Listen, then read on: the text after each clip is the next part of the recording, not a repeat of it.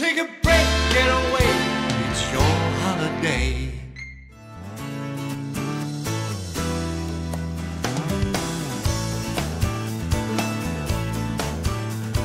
It's the food capital of Malaysia, lebih kurang 6 jam perjalanan dari KL menuju ke utara Semenanjung.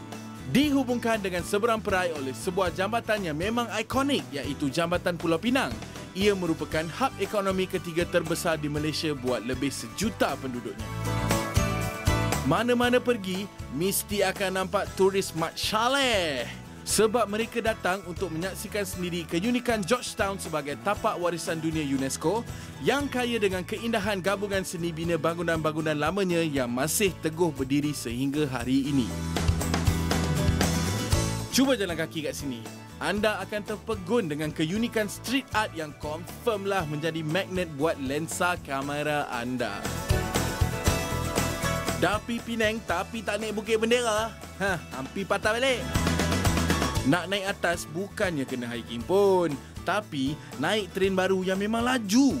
Tak sampai 5 minit dah sampai kat puncak.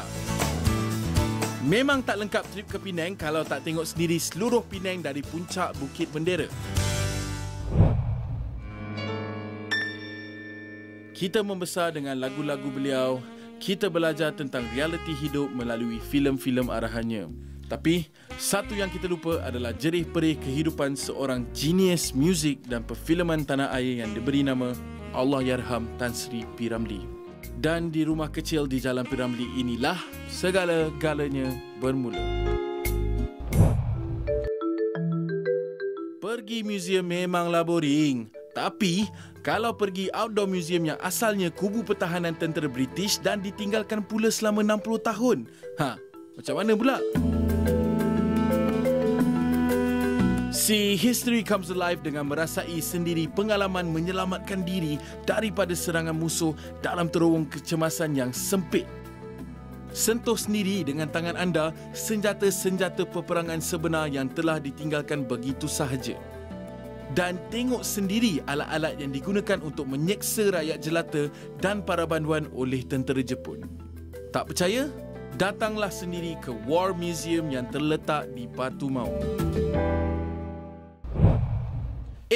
Penang ada penyu Biar betul.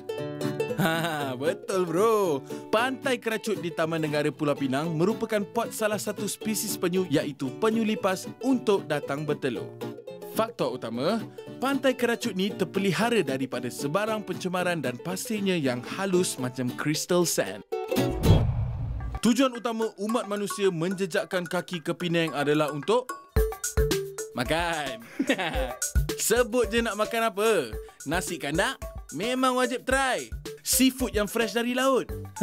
Dalam senarai, kesedapan dan keenakan pelbagai jenis masakan tempatan ini dijamin 100%. Mampu menggemukkan anda semua. So guys, what are you waiting for? Mai pakat pi Penang for a perfect getaway.